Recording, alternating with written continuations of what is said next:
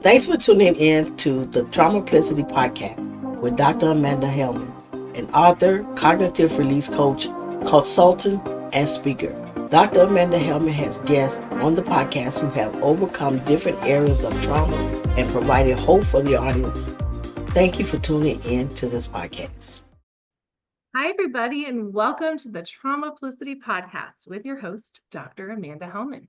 And our Traumaplicity, you might say, what is that? Well, it's trauma plus simplicity. And it's about learning how to simplify our different negative experiences and all of our different traumas one step at a time. The brain can only handle things simply, one step at a time. And so when we're looking at your well-being, we want to see and encourage you. I have different guests on here sharing about how to encourage you to move forward step by step, and to hear each speaker's story and take out the golden nuggets that matter to you. You are amazing, worthy, valuable, and loved at all times for who you are, not what you do. With that, I am honored to introduce today's guest speaker. She is incredible. Dr. Ioana Popa is a national board certified life and leadership coach, spiritual care provider, physician-psychiatrist, speaker, and trainer with a Master in Theology. She is a co-founder of Team for the Soul and the host of the Thriving in Christ podcast and YouTube show. Dr. Ioana brings a holistic and integrated perspective of science, psychology, spiritual care, and Christian faith, and coaches Christian women professionals and servant leaders to build sustainable, empowering habits for the kingdom, regenerate on the go, prevent burnout, move from grief to hope, and grow psychologically and spiritually in Christ. On a personal note, she loves to spend time with her husband and their 4 children, family and friends, and to read, garden, pray, exercise, and practice contemplation. And so I'm just so excited, Dr. Ioana, to speak with you. There's so much that parallels our walk, and so many things that you've done in different fields, which is so incredible. So audience, make sure you have your notes, make sure you take note of her, and just check all the links. She has all of her things, ways to connect with her, and we'll circle back at the end to make sure that you do that. And so just starting off, I'd love to hear your background story. Thank you so much, Dr. Amanda, for having me. It's such a joy and pleasure. I really love and value what you're doing. And you're right, we are in synchronicity in the way we are moving and helping others, and the joy of learning about the brain and how to make changes. I have the same way of thinking through taking small steps, and I actually found it so helpful. So thank you for having me today here. I think we've talked before. We can go for hours and hours. I'm try to stay really brief. I grew up in Romania during the communist era and witnessed also the fall of the communism and whatnot. And in Romania, we go to medical school really early. So college and medical school are kind of combined. So at 17, 18, we make a choice where we go. And talk about trauma, as the broad as you and I understand it, it has to do with losses, has to do with anything that is either bad things happening to us or the lack of goodness that we might need it in our development. And back then, my family in their goodness and thought this was the best thing for us. They wanted us, especially my mom, to be a physician. And God bless her and bless my dad. They knew that was a good path, especially at that time. I did not want to be a physician, but I loved learning. So I actually went to medical school because I felt like I'm not going to fight with my parents. I love learning anyway, but it kind of brought me in a detour because my heart was never in it. So yes, I love medical school. And then right after, with my ex-husband, I was married then, he wanted to come to America for the medical training. And I'm like, yeah, that makes sense. It's a great medical training here in America. So I went through all the exams and came here. And initially I liked to do surgery, and I did OBGYN, deliver babies, and tried orthopedics. I loved working with my hands. And but then I had like a profound conversation, come to Jesus moment, like, okay, what do I see myself in 10, 20 years? Will I see myself still doing surgery, still doing all these things with my hands? And I realized, no, I was kind of scratching my head like this. And I go, what do I really, really want? I love talking with people. I love helping them and guiding them. So this is the lowest hanging fruit, so to speak, was psychiatry. So I trained in psychiatry, and fast forward, I was really good at it, but my heart was not fully in it. You know that thing, what your genius zone is, expertise area is, and what you're good at and not. I was good. I got into my expertise zone and I helped lots of beautiful people. But my heart was not in it. There was always something missing. And I think talk about that propelled me at some point to just quit psychiatry. And I didn't quite know where to go, but my inkling was, and God really guided me to try teaching because I wanted to teach and I wanted to be in education. So I moved into teaching. I did that for a while. And then I had a profound, difficult time, burnout mixed with personal loss. I went through a divorce. It was very painful for me because I never expected to be divorced. I feel like this is gonna, I mean, believing in God meant to me, my husband, he wasn't a believer, and I felt, well, that doesn't matter in God's eyes. My prayers are going to be enough, and I'm going to make this work. And I think I've overcompensated in many, many, many ways, and it didn't work out in the end. So that was a profound time of transformation for me where I sought help. I did my own therapy, then coaching, and then I discovered also, I was teaching also AP psychology, and I realized, oh, I actually really love psychology. So I went back and I trained in internal family systems, and then I discovered psychosynthesis as a life coaching. So I did that. And then through my own journey, what I realized is that there was not a lot of help integrating from a scientific psychological perspective or a Christian spiritual perspective. And they were almost like oil and water for many people. People ask me, well, how can you be a scientist and you still believe in God and church and you're a religious person? And people at church is like, how can you, what is that all that science and psychology? They doesn't make any sense. And for me, it made total sense. So I've been on a mission for the last 12 years. How do I integrate all this? How do I find a path? Coming from my own pain, I couldn't find the help and support that I needed and wanted. So I train even further. So I did some spiritual. I met my husband and we kind of cross-train. He trained in coaching. I trained in his spiritual care and theology. And it was just amazing to come to the place where I am now for the last, I don't know how many years, 45 years, when I do life coaching, but also integrate spirituality. And I do spiritual care, life and leadership coaching. And it's amazing. But I think deep down, what motivates me, I mean, my second half of my life, like Richard Rohr is saying, I'm in a place where I'm super passionate about this because in the end, it came through a pain.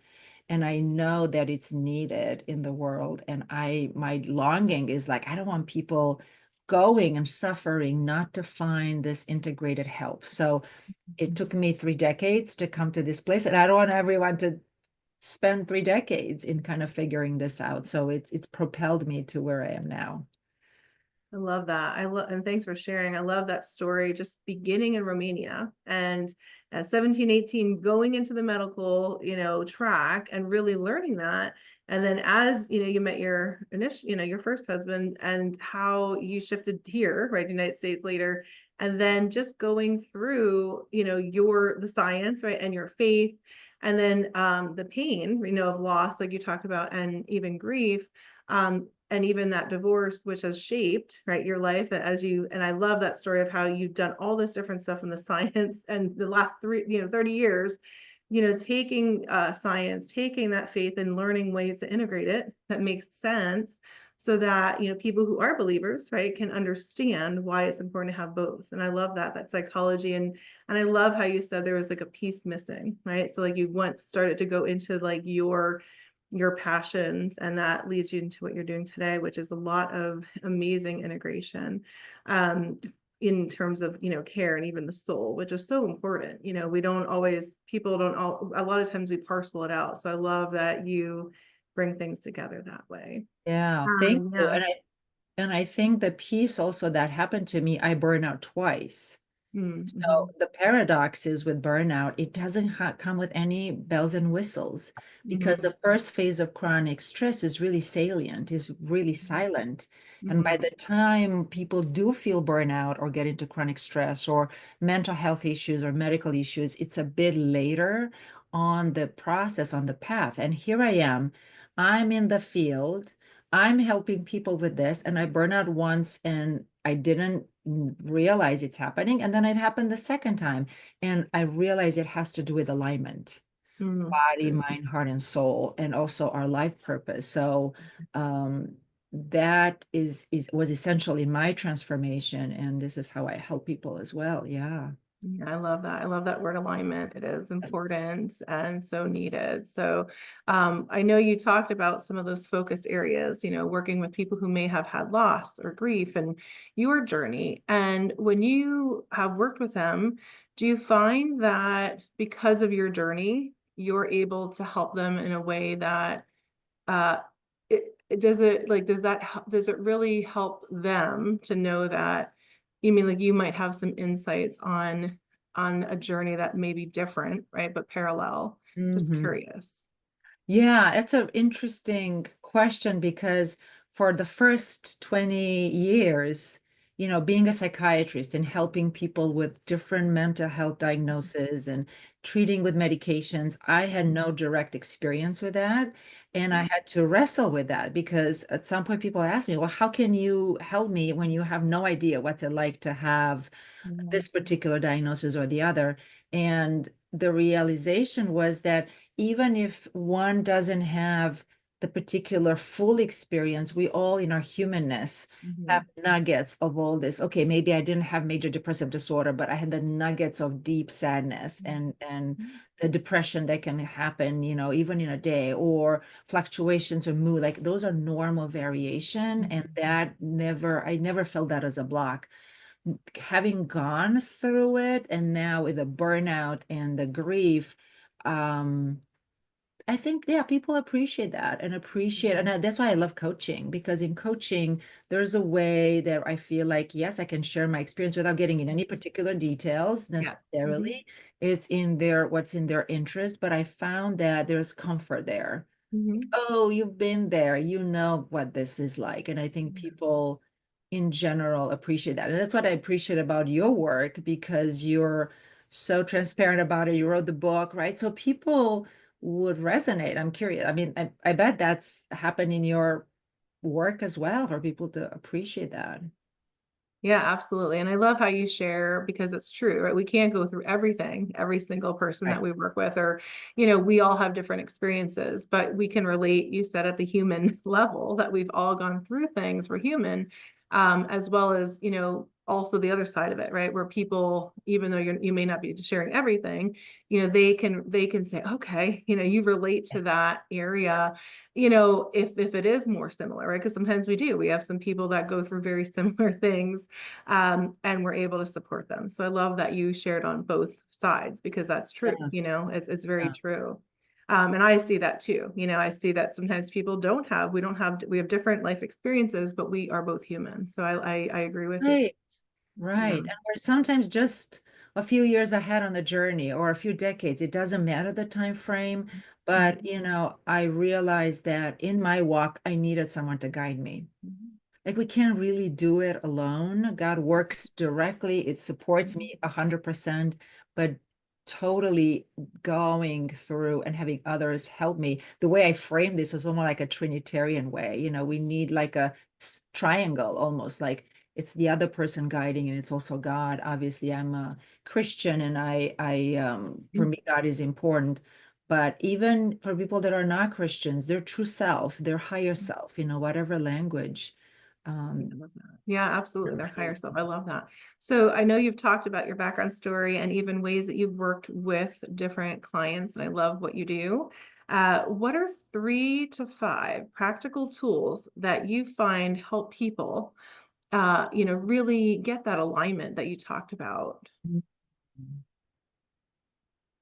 I think the biggest, they're all important. So I'm just going to name a few the way they come to me. The sense of alignment. I think that's really important. Many times we think we are more single-minded, working through a project or putting things into perspective, but including our wholeness of our being, obviously in terms of relationships and work and a family and whatever community you're involved with, your aspirations, your hobbies, but also alignment internally. Like many times we live in our minds, we're like go, go, go, thought after another thought, and being able to integrate also our emotional intelligence. I think that's really important, and listen to that aspect, our body experiences, and also integrating our higher self, our spiritual self, soul, however you call it. I like to call it soul, but I know there's many ways to say that. In psychology, people call it true self, right? As opposed to just a false self. So that would be one, that sense of alignment. The other piece that I found essential is that of rhythmicity. In other words, there is a rhythm throughout the day that I think it's important to take in consideration, and coming back to ourselves, coming back to our grounded self. So throughout the day, not just first time in the morning and then at night when we hit the pillow, or if we're busy, just the weekend, but make it an effort to actually connect with ourselves and asking ourselves, how is my mind doing? How are my emotions doing? Pausing, taking a walk, connecting with God, if that's your faith, connecting with nature, exercising. I mean, there's so many things. I actually do have a blueprint on that, on the renewal in action, but the gist of it is that there are those important 4 areas that I found. I mean, there's so many psychological methodologies and there's so many ways to think about how we work, but I found from the inner experience of people that usually they relate with, I have thoughts, I have emotions, I have body sensations, and there's something else in there that my higher aspiration. So having a sense of rhythmicity throughout the day, the way we don't think twice about eating or drinking water throughout the day. It's kind of like that. Can we take care of our mind? Can we take care of our emotions on a daily basis? So I'm curious your thoughts on that Yeah, so no, far. that's good. And I love that. So I love that you talked about alignment, and that is so important, really connecting, as you talked about that emotional intelligence and in our mind, how we're thinking, that connection is so critical. And sometimes we can get just lost in our thoughts, which is that logic, right? But we want to connect it. And that is important, right? Like making sure that we're feeling that we're taking that time. And I love that you have that. And then you mentioned about the rhythm, the rhythm, really, if you will, and that grounding, where it really helps with, taking time, right, across the day, just with that exercise or blueprints. I love that you have that, different times to be intentional. Yeah. And I think those are really critical, especially when you're talking about, whether trauma or negative experiences, we all have them, right? We're all facing things each day. There's different traumas around us, the world, there's pandemics that we've been through. And so, Yeah. because of all that is a lot. So I love that you talked about that, getting into that rhythm that works for you, getting that movement that helps to just to keep you centered and help you, in everything you do. So I love that you, teach that and you share that with your audience and your clients. Yes. And I have a few other nuggets. I mean, one of them is just thinking from a scientific perspective, right? We have the 2 types of more of a subconscious nervous system, right? The sympathetic fight or flight and parasympathetic fight or flight. And it is important that we connect with both of them throughout the day. That's what I like, the breaks 4 times throughout the day, where we even just put a timer for 10 minutes or 5 minutes, where there's no pressure, there's no to-do list, either in silence or walking or whatever that experience is that's regenerative. So trying to balance the nervous system, because I think in our culture, we're putting so much pressure on the go, go, go, achievement, striving. So that is another important piece. I would say another important piece, and I know you are working a lot in that area, is in terms of the thoughts and mindsets and beliefs. There is a sense of we have thoughts, but we're more than our thoughts. We have emotions, but the more there are emotions. We have body sensations, and we're more than that. And we have the awareness in between. And what's really driving many times our thoughts and our emotions and even body experiences are our beliefs or Mhm. mindsets, however one might call them. And those are not usually something we wear on our sleeve. They are many times kind of tucked in our long-term memory. So it is important to identify what are these mindsets or beliefs, and how can we replace them with ones that are actually we feel we can choose, because many times those are we're trained in a certain sense. We are conditioned growing up, and we pick up all different mindsets and thoughts really quickly, but they're not all that helpful. But as adults, we have a choice and the freedom to choose them. So I think that's a key piece for people without feeling threatened in any way, that just discovering. Sometimes we have like black and white thinking, and I mean, there's an entire field of psychology, cognitive psychology, that deals with that. But there's so much truth in that, because the thoughts will drive emotions and will drive even body sensation, and vice versa. I mean, the body can shift that. So being really mindful of the different thoughts and the mindsets, I think that is very important. And probably you have talked about this with when you're on your show, but our brain has a tendency to dwell in the negative thoughts. It's just our tendency. And realizing that those are not necessarily reality or truth, they're just conditioned thoughts.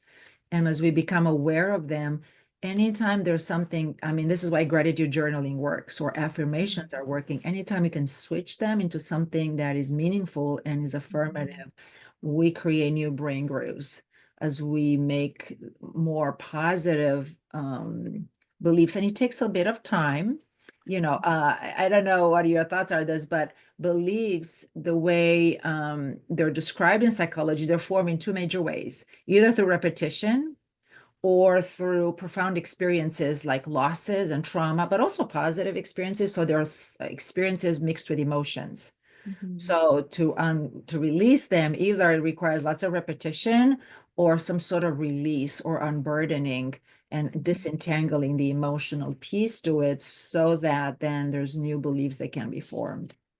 Yeah, yes, you're speaking a lot of my language. Yes, yeah, And for exactly. the audience, yeah. So, for the audience, we definitely talk a lot about that, how the brain, stores the negative thoughts, and we don't even realize how much that happens. And then the positive, and like you said, there's a release or even that reframing, right? The shifting, either it changes the entire thinking, or you have new, right, ways of thinking that leads to that release of the stress or whatever, like you said, the emotions tied to the memories. And there are different ways to do that. Some take a little longer depending how long you've had them, versus, other times it's shorter depending on if it's very significant. Sometimes it can take a long time. But yes, I love how you shared about the cognitive psychology. You shared about, really those mindsets and being aware of them, because exactly our train shouldn't be, our thoughts can end up leading, our feelings and our thoughts can lead the train, and shift our entire belief system. So I love how you kind of talked about that, the negative and positive thinking. And it is such a huge thing, because it happens to all It of us. is. It is. And Yeah. one of the entry points also in shifting these patterns is not just through the mind, but also through the body. I mean, Mm-hmm. the body is so powerfully connected with our mind and our emotions that also there's been research showing that just by shifting our posture, Mm-hmm. we can, or the breathing, we can actually influence the states that we're in, which will influence the thoughts and emotions. And, when emotions are coming, they're going to hijack the frontal lobe. So many Yeah. times with people that experience trauma in all sorts of direction, or small or big, when a person is triggered, is going to hijack the frontal lobe. And it's good to know that this is natural, because many times people feel really bad, like, why did that happen to me? And and then add more shame to more coal to the fire. But knowing that it is a frontal lobe is offline, this is a great time not to make decisions. Mm-hmm. And even I'm advising the people that I work with to have a list with things to do when that happens, that can help you pull out of that to let that emotion, a trigger pass, because it is so, it feels intense, but it's transitory. So it's important to know that and have some of the, psychology might be called coping skills, either upregulate, or if we're really low, how to bring up, or vice versa, go down. But it's important to know that, hey, you might get into these states and they're not, your thinking might not be super clear, but that's natural. Be prepared for that and take some measures ahead of time to do that. And it's also good to know, and I'm curious what your thoughts are, but one way that I best describe with people that are going through this past traumatic experiences and they're triggered, to remember, say, this is from the past. This is like evoked pain. Body, if I have a fracture and my bone is broken and then it's healed, I have pain initially, but afterwards, you might hurt people, they have the weather changes or whatever, and there's pain. That's not real pain. That is evoked pain. So it's good to remember that that pain that comes and it feels so real as if it's now, it's actually evoked pain and can free us to be more in the present moment. Yeah, that's good. And I love that you shared about having different plans, different action steps for your clients, which are so important. It's like when this comes on, right? Because as you're healing and as you're doing this, that there may be a trigger and you may not know when that happens. So I love that you have that plan. Here are some things, right? Here, what are things that help you cope, right? What are some things that you can do? And even just like you talked about, where, some of that thinking, right? Like think aloud, okay, this was a past event, it's not now, and just helping them ground, right? Like starting to sort it out, which is really important for the brain. So I love that. And I think those are very helpful, right? And very practical for people, even people listening in, hopefully if you are and you're hearing, Dr. Ioana, just amazing things that she's doing, with her clients, certainly, this is just a part of it. We, as she had mentioned, we could talk for hours about this just Yes. because it's so important. And we want, you to certainly get the support you need. And so just speaking of that, I know that you've talked about your coaching. We'd love you to highlight, how can people learn about you perhaps, or, just kind of share a little bit about what you do. And I do have the links available for them. That's awesome. Yeah, thank you for that. So a Team for the Soul, I co-founded this with my husband, and he works full time, so it's primarily me doing the work. He does mainly grief work, but what I am passionate about is teaching on one hand, because I, like you, is such an educator. So I have online programs like the Renewal in Action. That's one of the programs where people can learn in the comfort of their home how to create this flexible yet sustainable rhythm of regeneration, body, mind, heart, and soul, that is creating specific habits that can be then sustainable and prevent burnout and chronic stress. So that's one level. The other is I have a longer curriculum for 2 years. It's called Growing in Christ's Journey, where every month there's a bit of learning. It starts with a renewal in action, and then, learning about emotions, learning about thoughts, learning about the will, learning about God's nature, learning about different parts, perfectionism, pleasing part, angry part, self-critic, things like that. So there's a progression, slowly, again, in the comfort of the home. And I meet with people monthly for Q&A. And then I do love group coaching like you do. And I have a group coaching for Christian women, professional and servant leaders, more bearing in Christ communities called. And that is we meet several times in a month. And I have used the curriculum and we have a structure. And I've been running this for probably 3 years now, which is so lovely. And it's an ongoing community.